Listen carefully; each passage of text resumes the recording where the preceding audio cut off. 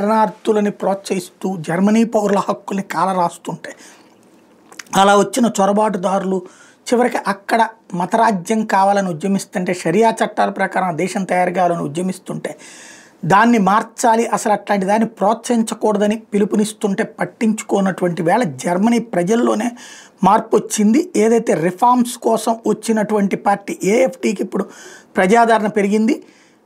Union ఈవీపీకి వచ్చేటప్పటికి 24% పడిపోయింది, 1% మైనస్లోకి వెళ్ళింది.